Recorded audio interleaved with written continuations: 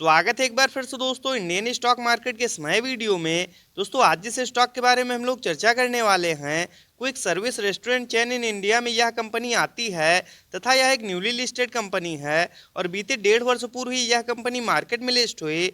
No doubt friends, जिस प्रकार की तेजी के साथ ये कंपनियां ग्रो हुई हैं आगे भी इनके व्यवसाय में किसी प्रकार की कोई दिक्कत नहीं, लेकिन मार्केट में लगातार गिरावट होने की वजह से पिछले लंबे समय से इन कंपनियों में भी हम लोगों को प्रेशर देखने को मिल रहा है।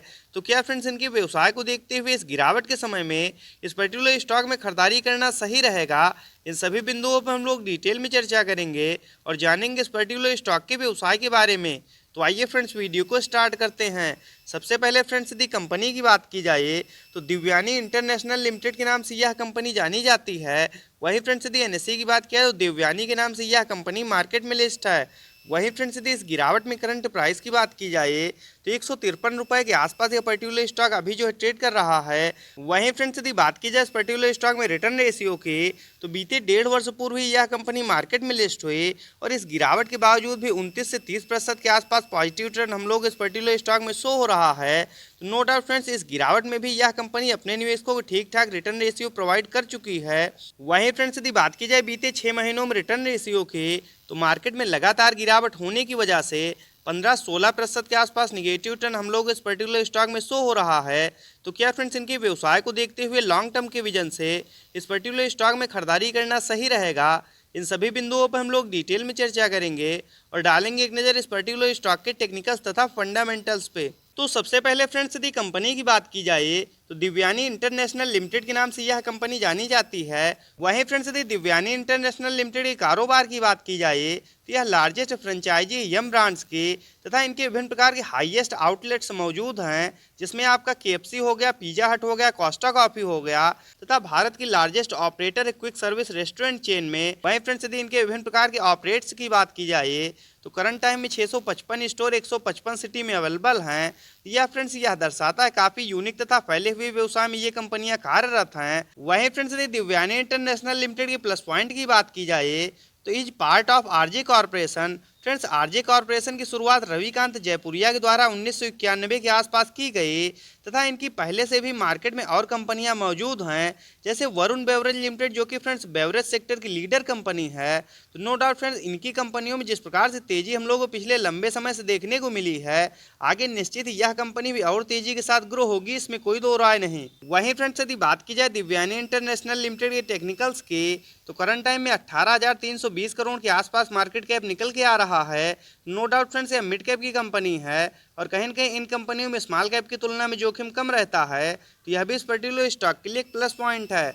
वहीं फ्रेंड्स यदि इस गिरावट में करंट प्राइस की बात की जाए तो 152 रुपये के आसपास यह पर्टिकुलर स्टॉक अभी जो है ट्रेड कर रहा है। वहीं फ्रेंड्स यदि बीते 1 वर्ष में हाई लो की बात की जाए तो 215 का हाई लगाने के बाद 141 का लो लगाने के बाद कहीं न कहीं यह पर्टिकुलर स्टॉक अभी अपने लो के आसपास ट्रेड करता हुआ देखने को मिल रहा है। वहीं फ्रेंड्स यदि इस गिरावट में स्टॉक पीई की बात की जाए तो 61.6 की तथा बुक वैल्यू 6.84 की। वहीं फ्रेंड्स यदि ROC return on capital employed की बात की जाए तो 16% तथा आरओई रिटर्न ऑन इक्विटी की बात किया तो 42.8%। वहीं फ्रेंड्स फेस वैल्यू 1 की निकल के आ रही है। वहीं फ्रेंड्स यदि इस गिरावट में एक नज़र हम लोग चार्ट पे डालते हैं तो आप लोग देख सकते हैं करंट टाइम में पर्टिकुलर स्टॉक अपने 200 डे मास काफ़ी ज़्यादा नीचे ट्रेड कर रहा है। तो वैल्यू इन्वेस्टिंग के हिसाब से दोस्तों इस समय इस पर्टिकुलर स्टॉक में खरीदारी करने के लिए बिल्कुल सही समय है। वहीं फ्रेंड्स यदि बात की जाए कंपनी के प्लस पॉइंट की तो आप लोग देख सकते हैं बीते 5 वर्ष से यह कंपनी 28.1% के CAGR के साथ ग्रो होते हुए आ रही है। तो यह भी इस पर्टिकुलर स्टॉक के लिए एक प्लस पॉइंट है। वहीं फ्रेंड्स यदि बात की जाए इनके क्वार्टरली बेसिस नेट प्रॉफिट की तो आप लोग देख सकते हैं पिछले लंबे समय से क्वार्टर दर क्वार्टर ये कंपनियां अपने नेट प्रॉफिट को बढ़ाते हुए आ रही थी, लेकिन मार्केट में लगातार गिरावट होने की वजह से बीच में 1-2 क्वार्टर में हमको इनके भी क्वार्टरली रिजल्ट में थोड़ा बहुत प्रेशर देखने को मिला। लेकिन नो डाउट फ्रेंड्स मार्केट जैसे ही रिकवर होगा ये कंपनियां फिर से तेजी के साथ ग्रो होंगी, इसमें कोई दो राय नहीं। वहीं फ्रेंड्स यदि बात की जाए इनकी ईयरली बेसिस नेट प्रॉफिट की तो हालांकि साल दर साल भी इनके व्यवसाय में किसी प्रकार की कोई दिक्कत नहीं। दोस्तों पहले ये कंपनियां माइनस में जो है ट्रेड कर रही थे, लेकिन बीते 2 वर्ष की बात किया तो शानदार तेजी के साथ ये कंपनियां रिकवर हो चुकी हैं। और नो डाउट फ्रेंड्स जिस प्रकार के व्यवसाय में ये कंपनियां कार्यरत हैं, यदि इस गिरावट में लंबी अवधि के लिए इस पर्टिकुलर स्टॉक में खरीदारी की जाए तो निश्चित ये कंपनियां आप लोगों को शेयर मार्केट से मोटा मुनाफा बना के देंगी, इसमें कोई दो राय नहीं। वहीं फ्रेंड्स यदि बात की जाए इस पर्टिकुलर स्टॉक में शेयर होल्डिंग पैटर्न्स की तो दिसंबर 2022 के क्वार्टर के अनुसार 62.80% के आसपास प्रोमोटर्स की होल्डिंग। वहीं फ्रेंड्स यदि FIIs की बात किया तो 8.82% तथा DIS के स्टेक की बात किया तो 7.88%। वहीं फ्रेंड्स यदि पब्लिक की बात किया तो 20.51%। यदि फ्रेंड्स हम लोग पिछले क्वार्टर से तुलना करते हैं तो FIIs तथा DIS लगातार इस पर्टिकुलर स्टॉक में खरीदारी करते हुए देखने को मिले हैं, तो यह भी इस पर्टिकुलर स्टॉक के लिए एक प्लस पॉइंट है। वहीं फ्रेंड्स यदि इस गिरावट में एक नज़र हम लोग चार्ट पे डालते हैं तो 153 रुपए के आसपास यह पर्टिकुलर स्टॉक अभी जो है ट्रेड कर रहा है। वहीं फ्रेंड्स यदि RSI लेवल की बात की जाए तो 40 के आसपास 53 का काफ़ी ज़्यादा शानदार निकल के आ रहा है।